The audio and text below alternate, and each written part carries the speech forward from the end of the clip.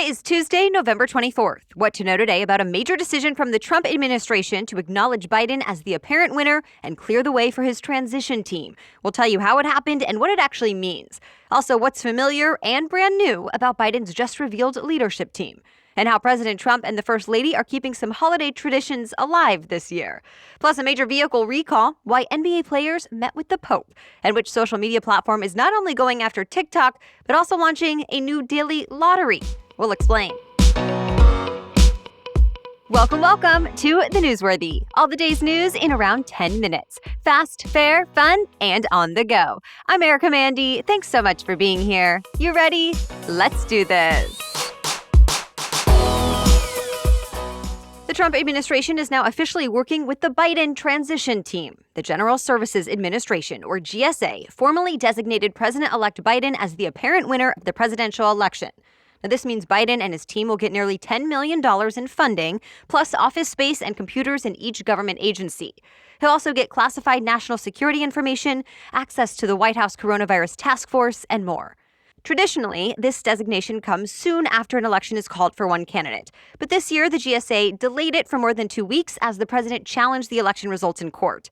The leader of the GSA says she has now made her decision independently, and the timing was because of, quote, recent developments involving legal challenges and certifications of election results. She's likely referring to a string of recent court decisions that rejected President Trump's challenges, while some battleground states like Michigan and Georgia certified their votes for Joe Biden this week. Minnesota and Nevada are expected to do the same today. And in response, the person in charge of the Biden-Harris transition put out a statement that says the team will start meeting with federal officials to discuss the pandemic and national security. President Trump tweeted his reaction as well. He said he told his team to go ahead and cooperate with the Biden team since it's, quote, in the best interest of our country. But he also wrote he'll, quote, keep up the good fight. And he is still not conceding. And remember, while the losing candidate usually does concede, it is not actually required by law. President-elect Biden is starting to assemble his inner circle. Biden has now named some of his top picks for his upcoming administration. They might sound familiar since 7 of them held senior roles in the Obama administration as well. For example, Biden nominated Tony Blinken as his Secretary of State. Blinken served as Deputy Secretary of State and Deputy National Security Advisor during the Obama administration. Next, Biden picked Alejandro Mayorkas as the Secretary of Homeland Security. If confirmed, Mayorkas would be the first Latino DHS secretary. He was the former deputy DHS secretary in the Obama administration. Then there's Avril Haines. Biden picked her as the Director of National Intelligence. If confirmed, she would become the highest-ranking woman in the U.S. intelligence community and the first female DNI director. Haines was the former Deputy National Security Advisor and Deputy CIA Director under Obama. Now, we should note all 3 of those positions require the Senate's approval, so they have to go through a Senate confirmation hearing before taking their jobs. We also want to mention John Kerry. As you probably know, he has an extensive resume already. Kerry was a naval officer, a U.S. senator, a Democratic presidential candidate, and President Obama's second Secretary of State after Hillary Clinton. Well, now he's coming back into the government as Biden's special presidential envoy for climate, meaning he's going to fight climate change full time. And that position does not need Senate confirmation. Next up, Biden is expected to nominate Janet Yellen as his Treasury Secretary. She was already the first woman to ever lead the Federal Reserve, but this nomination would be historic too. It could be the first time a woman will lead the Treasury in its 231-year history. COVID-19 is growing beyond just hotspots in the U.S. It seems this latest surge is nationwide. The New York Times reports 45 states are now seeing ongoing increases, and there are major metro areas reporting new cases at or near record levels from coast to coast. Among them, Pittsburgh, Albuquerque, Baltimore, and San Diego. Hospitalizations and deaths keep breaking records too. The number of people hospitalized with COVID-19 in the U.S. has reached new record highs every day for the past 2 weeks. And for many weeks now, governors in states like North Dakota and Illinois have been warning about overcrowded hospitals and limited bed space. Now the Salt Lake Tribune says some hospitals in Utah are already at 100% capacity.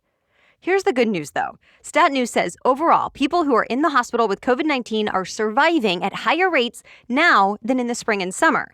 That's partly because the patients are younger now, but also because effective treatments are being used more frequently.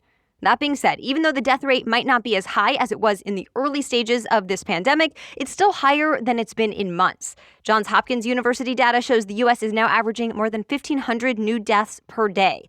And overall, the U.S. death toll has almost reached 258,000. That's why health experts are urging Americans to keep their guards up and keep holiday celebrations to immediate household members only. Even though many Thanksgiving dinners will look a little different this year, some traditions are staying the same. For starters, there will be a turkey pardon at the White House today. The annual tradition dates back to 1863. President Abraham Lincoln was reportedly the first president to grant clemency to a turkey, and it became an official White House event in 1989 under President George H.W. Bush. This year, 2 turkeys from Iowa were selected. Their names are Corn and Cob, and they're getting the VIT treatment. That's right, VIT as in very important turkeys. The National Turkey Federation says Corn and Cob made themselves right at home in their Willard Intercontinental Hotel room this weekend. Both will live out their days at Iowa State University at a new state-of-the-art turkey facility. And by the way, the White House is already preparing for Christmas as well. The official White House Christmas tree arrived yesterday in a horse-drawn carriage. First Lady Melania Trump greeted the delivery and posed for photos while Christmas music played outside the White House. More news is coming up, but first, a quick break for our new sponsor, Duke Cannon. Holiday shopping season is back, and that can often mean drawing a blank on what to buy for the guys. But this year, there's an easy way to find gift ideas. Duke Cannon has holiday-themed grooming gifts like the Frothy the Beer Man gift set. It has 30 ounces of manly, woodsy scented soaps infused with booze. Or for fellows obsessed with their facial hair, there's the Beard That Stole Christmas gift set, a keepsake box of provisions that'll nourish even the wispiest of beards to world champion status. Yes, Duke Cannon holiday gift sets like Frothy the Beer Man and the Beard That Stole Christmas are both unexpected and useful gifts for any guy, whether it's your partner, friend, or family member, so you can trade holiday fear for holiday cheer. So visit DukeCannon.com and use the promo code Newsworthy for 10% off your next order. Free shipping with all orders over $30. A selection of Duke Cannon's products are also available at your local Target. But again, get 10% off your order when you use the code Newsworthy at DukeCannon.com. All right, now back to the news. Pope Francis met with several professional basketball players at the Vatican this week. The reason? Well, he says he supports how they're fighting for social justice. He chatted with 5 NBA players who are active in the Players Union. They all talked about what they've been doing to take a stand against inequality. Remember, this has become a huge mission for the NBA this year. At times, some players and teams have refused to take the court in protest of racial injustice, and many players have started wearing social justice messages on their jerseys. The AP reports the Pope urged them to remain united and humble in their fight and said they need to set an example for the younger generations. Heads up, General Motors is recalling 6 million pickups and SUVs in the U.S. Now, this is to replace airbags that could potentially be dangerous. The airbags are made by Takata, which have had issues before. Remember, about 6 years ago, there were problems with the airbags exploding, which killed at least 17 people in the U.S. That led to the largest auto recall in U.S. history. And now U.S. safety regulators say there needs to be another one. They say millions of GM pickups and SUVs made between 2007 and 2014 need to have their Takata airbags replaced. That's because they too run the risk of exploding. So you can check online now to see if your vehicle is on the recall list. We posted a link on today's episode notes. Snapchat has rolled out a new feature that's almost identical to TikTok. It's called Spotlight, and it has its own section in the Snapchat app. It showcases short-form videos that other users created. And just like TikTok, you'll be able to scroll through them by swiping up or down. Snapchat's Spotlight does have its own unique twist, though. For example, you cannot comment on Spotlight videos like you can on TikTok. Plus, in Gadget reports, many of the posts are anonymous, so you don't know who's sharing them. Spotlight videos are also only visible to your friends unless you specifically set them to be public. Still, there is an incentive to post on Spotlight often. Snapchat says it'll pay for content. It's giving out at least $1 million a day through the end of the year. That money will be divvied up among creators who make the most popular videos. And unlike TikTok, who tends to pay only the biggest influencers with the highest follower counts, this daily lottery on Snapchat will be open to anyone who makes a popular video regardless of how many followers or influence their account already has. It's not clear exactly how much each person could earn, but the minimum will be $250. If you want to check out Spotlight, it is live now, and you can find it within your Snapchat app. Jeopardy champion Ken Jennings is set to guest host the popular game show he once dominated. Jennings will begin filling in next week when taping of the show starts up again. Remember, longtime host Alex Trebek passed away from pancreatic cancer earlier this month, and his permanent replacement has not been chosen yet. So there's going to be a series of guest hosts instead. Jennings will be the first, and he's a fan favorite. He's widely considered the greatest Jeopardy contestant of all time because he holds the record for the longest winning streak with 74 wins.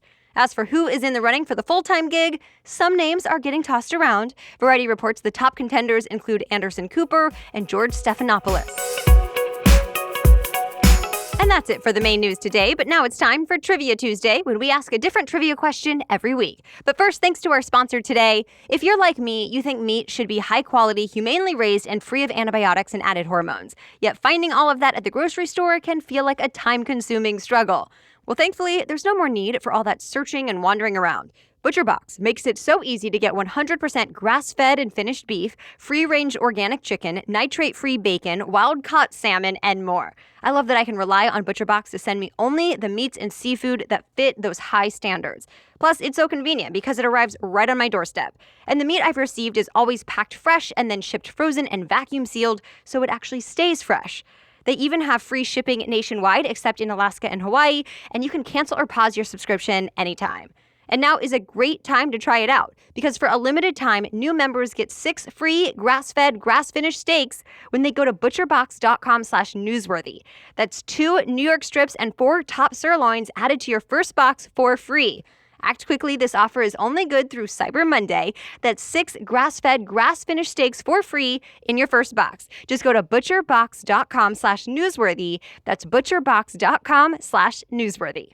Okay, so today's trivia question is, what is a group of turkeys called? You can answer this week's question in our quiz posted to Instagram stories, so find and follow us on Instagram @NewsworthyPod to play along.